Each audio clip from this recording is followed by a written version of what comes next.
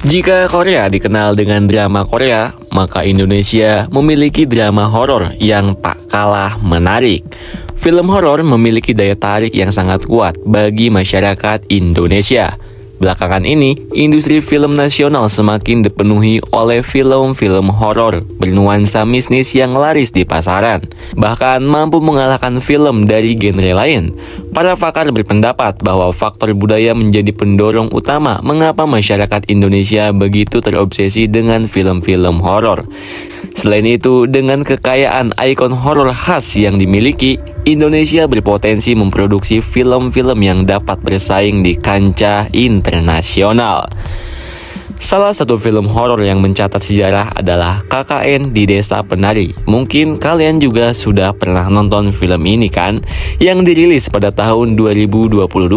Menurut filmindonesia.or.id, film produksi MD Pictures ini menjadi film Indonesia terlaris sepanjang masa dengan jumlah penonton mencapai 10,1 juta orang di bioskop. Film ini bahkan berhasil mengalahkan rekor yang sebelumnya dipegang oleh Warkop DKI Reborn yang meraih hampir 7 juta penonton sejak dirilis pada tahun 2016. Di posisi ketiga ada Pengabdi Setan 2 Communion yang hanya terpaut sekitar setengah juta penonton dari Warkop. Namun di tingkat global, KKN di Desa Penari masih berada di bawah Avengers Endgame 2019 yang menduduki puncak box office Indonesia dengan 11,2 juta penonton. Manoj Punjabi, CEO MD Pictures, mengungkapkan bahwa kesuksesan KKN di Desa Penari menjadi bukti nyata kecintaan masyarakat Indonesia terhadap film horor.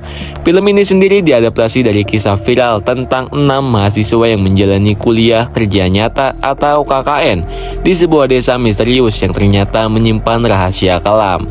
Menurut Manoj, masyarakat Indonesia cenderung lebih mudah mempercayai cerita-cerita horor dibandingkan genre lain.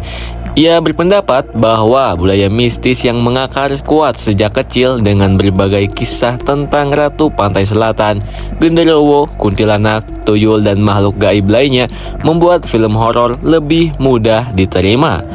Hal ini juga diperkuat oleh Nadia Bulkin, seorang penulis horor berdarah Indonesia-Amerika. Ia mengingat bagaimana sejak kecil anak-anak Indonesia lebih tertarik mendengar cerita hantu daripada bermain di luar. Kepercayaan terhadap animisme dan mistisisme yang masih kuat di masyarakat juga membuat film horor terasa lebih relevan dan dekat dengan kehidupan sehari-hari. Dewi Nugroho, dosen Institut Seni Indonesia Yogyakarta dan kritikus film, menambahkan bahwa ketertarikan masyarakat terhadap horor merupakan refleksi dan budaya lokal yang memang lekat dengan hal mistis dan mitologi. Masyarakat senang merasakan sensasi ketakutan dan ketegangan yang ditawarkan film-film horor, menjadikannya genre yang sangat diminati. Selain faktor budaya, pemasaran yang masif juga berperan besar dalam kesuksesan film horor. Iga Ksatria Wibawa, dosen ilmu komunikasi FISIP Universitas Airlangga, mencontohkan bagaimana KKN di Desa Penari sudah viral di media sosial sebelum dirilis, sehingga menarik perhatian besar. Hal serupa juga terjadi pada Vina sebelum 7 hari, yang mengangkat kembali kasus kriminal yang sempat tenggelam hampir 10 tahun lamanya. Dari segi produksi, film horor juga lebih menguntungkan dibanding genre lain seperti action atau superhero. Dengan modal yang relatif kecil, film horor bisa meraih keuntungan besar. Namun banyaknya produksi film horor dalam 1 bulan bisa membuat penonton merasa jenuh. Oleh karena itu, perlu adanya diversifikasi genre agar industri film Indonesia tidak hanya terpaku pada horor. Selain itu, film horor di Indonesia cenderung mengangkat tema-tema yang dekat dengan kepercayaan masyarakat.